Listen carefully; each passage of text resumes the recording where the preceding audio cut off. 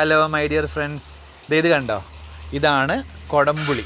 കൊടംപുളി നമ്മൾ ഉണക്കിയെടുക്കുന്നതാണ്. നമുക്ക് കടയിൽ നിന്നൊക്കെ കിട്ടുന്ന രൂപമില്ലേ, ബ്ലാക്ക് കളർ, അങ്ങനെ ആക്കുന്നത് ഇങ്ങനെയാണ്.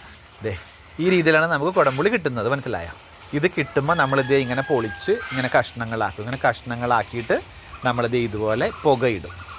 പുകയിട്ട് കഴിഞ്ഞ് കഴിയുമ്പോഴത്തേക്കും അത് കറുത്ത കളറാവും. ഏകദേശം ഒരു കറുത്ത കളറൊക്കെ ആകുമ്പോഴത്തേക്കും നമ്മൾ ഒന്നുകൂടി ഒന്ന് ജസ്റ്റ് വെയിലത്തൊക്കെ വെച്ച് ഉണക്കി, ചിലരൊന്ന് വെളിച്ചെണ്ണയൊക്കെ പിടിക്കും കേട്ടോ. കഴിച്ച് കഴിയുമ്പോഴത്തേക്കും ഒന്നും കൂടെ ഒന്ന് സോഫ്റ്റായി അതിന് ഗ്ലാമറൊക്കെ വെക്കും. എന്നിട്ട് നമുക്ക് കടയിൽ നിന്ന് കിട്ടുന്ന രൂപത്തിലാവും, മനസ്സിലായോ? ഇതാണ് പുകയിടുന്ന പ്രോസസ്സാണ്. കണ്ടോ, ഭംഗിയില്ലേ കാണാനായിട്ട്? ഇതിപ്പം വൈഫ് പുകയിട്ടതാണ്. ഞങ്ങൾക്കൊരു കൊടംപുളി മരമുണ്ട്, ഞാൻ അതിൻ്റെ വീഡിയോ ഇട്ട് തരാം കേട്ടോ. അതിനകത്ത് താഴെ വീഴും, കയറി പറിക്കാനൊന്നും പറ്റില്ല. അപ്പോൾ നമ്മൾ പിറക്കിയെടുക്കുന്നതാണ്. എന്നിട്ട് നമ്മളിത് ഇങ്ങനെ പുകയിടും. കണ്ടോ, പുകയിട്ട് 4 ദിവസം പുകയിടണം കേട്ടോ, അപ്പോഴേ മറ്റേ കറുത്ത കളറിലാവുള്ളൂ. അപ്പോൾ വീണ്ടും ഇതുപോലെയുള്ള വീഡിയോയിൽ വീണ്ടും വരാം. അതുവരേക്കും ബൈ ബൈ.